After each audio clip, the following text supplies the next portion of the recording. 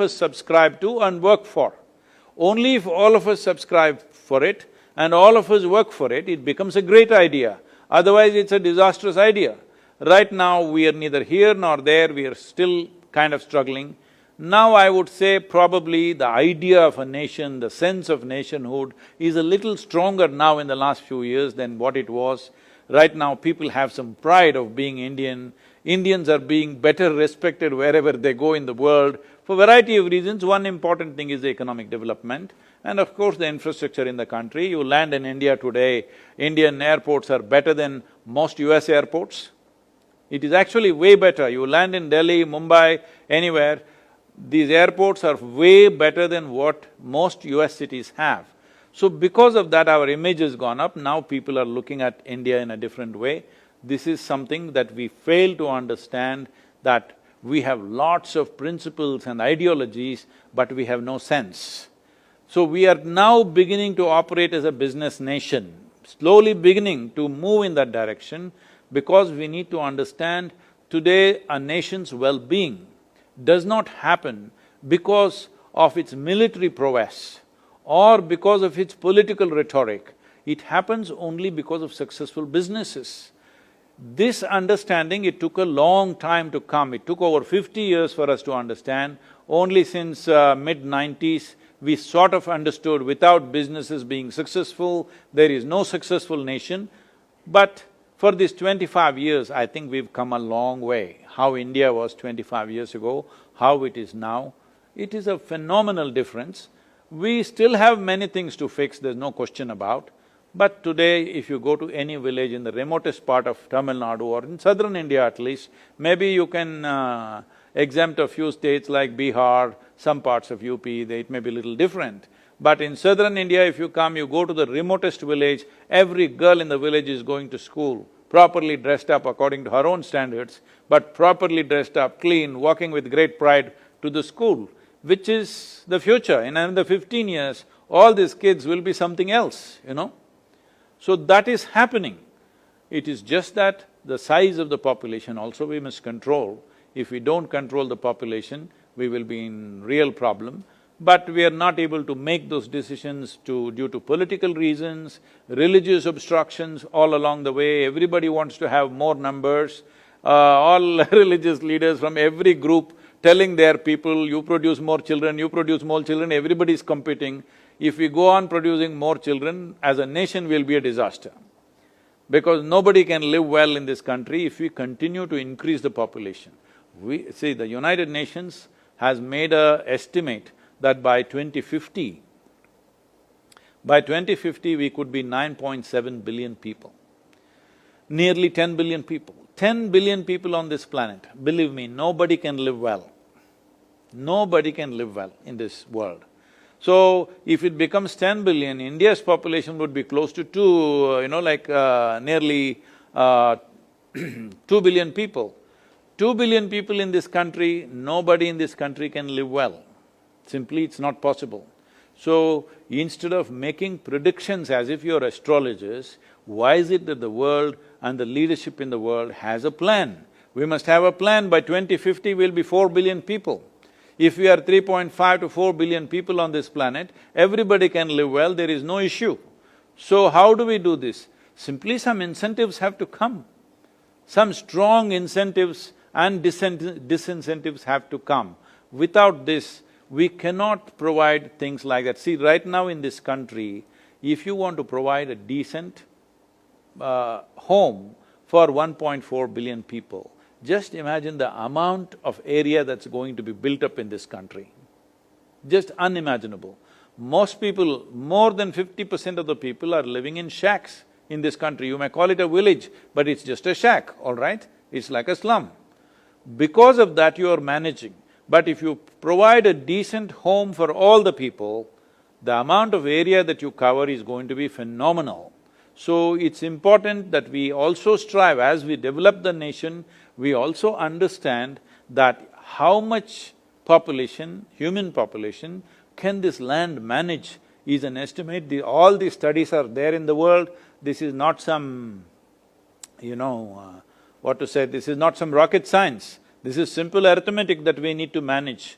But For this we must go beyond all kinds of emotions that we have created in the form of religion, philosophies, ideologies. We must keep it aside and learn to handle this nation in a sensible manner, which today I think the leadership is trying to do, but you know, it is such a diverse country.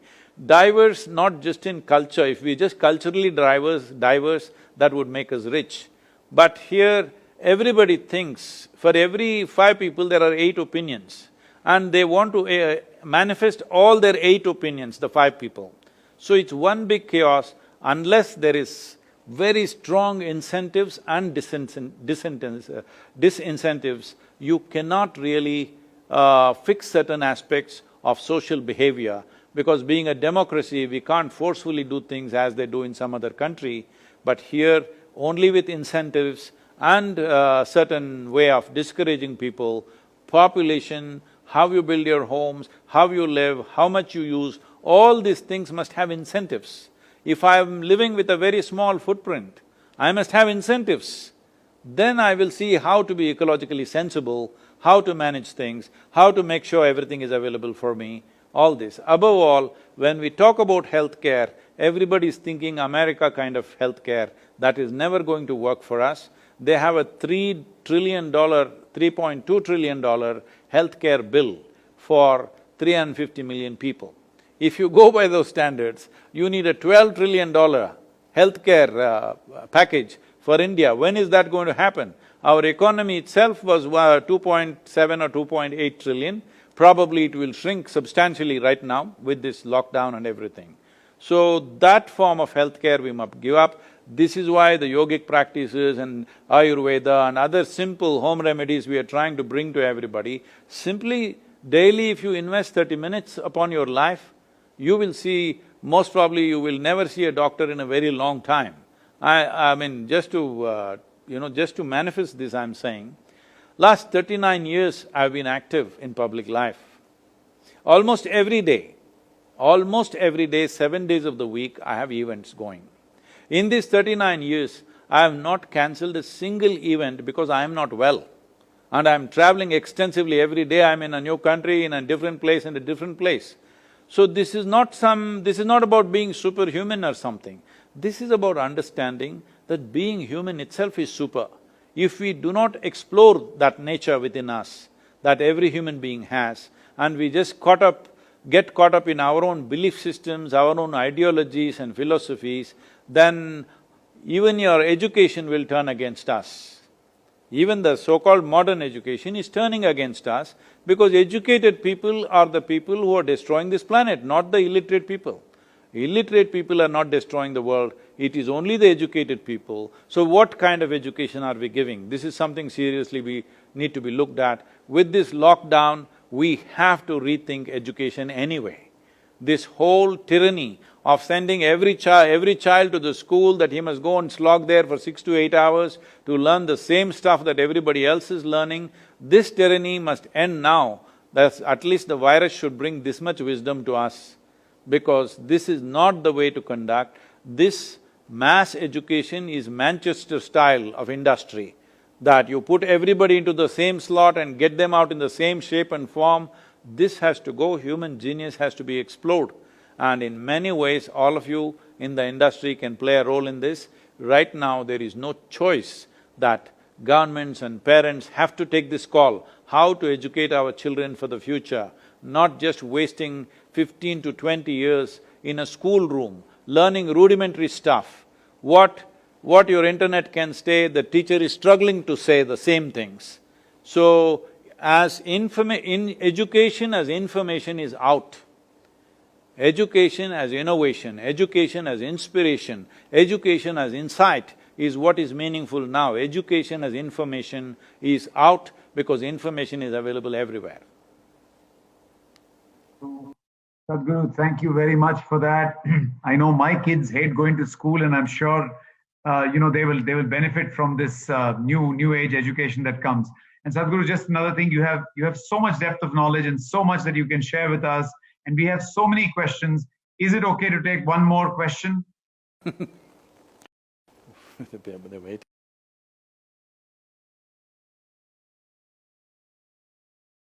Take two-sentence answer, please tell me what's the question. Please. Namaskaram, Guruji.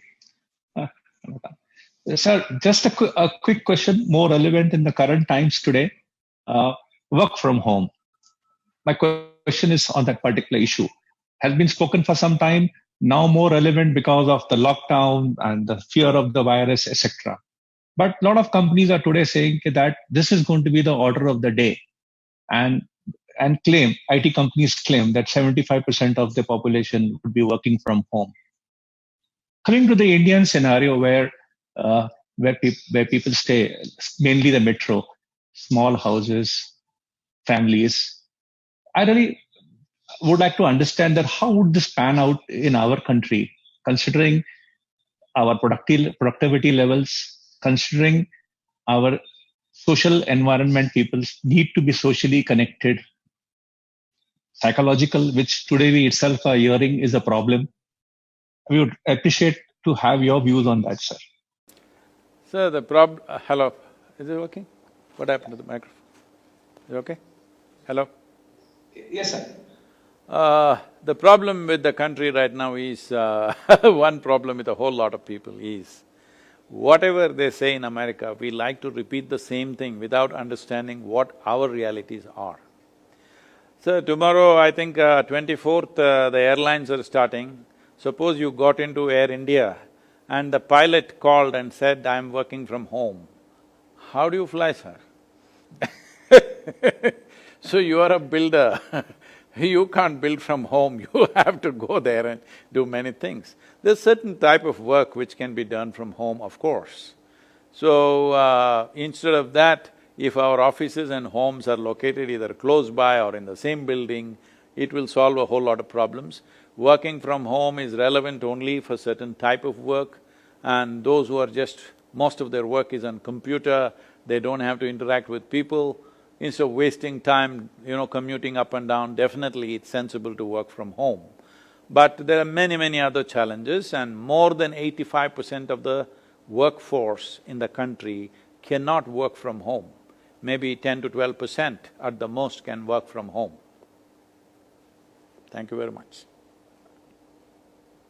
Thank you very much. I just wish to tell all our viewers that I checked with your ashram and you have some very simple and effective tools to help us go through these troubled times and of course build ourselves up as people for the future. And these are being offered right now in terms of Inner Engineering Online, which is your flagship course, Sadhguru. And I would like to just spell out for everybody's benefit, please take down this detail: www.ishafoundation.org. I'll repeat, www.ishafoundation.org is where you can go and get these free tools that will allow you, like I asked him, mental and spiritual well-being is the most important, Sadhguru. Once again, thank you from my entire fraternity. Thank you from CREDAI and CHI as well as Naredco. I thank you for coming, and this 1 hour 20 minutes or 1 hour 30 minutes was too less for all the depth of knowledge that you have, the fountain of knowledge that you have. Thank you. Thank you, and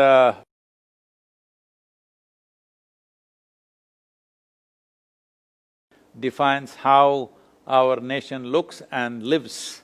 So may you be successful in what you're doing, but as I said, all of you should move from personal ambitions to a larger vision of building this nation. Let's make it happen. Guru, until then, thank you.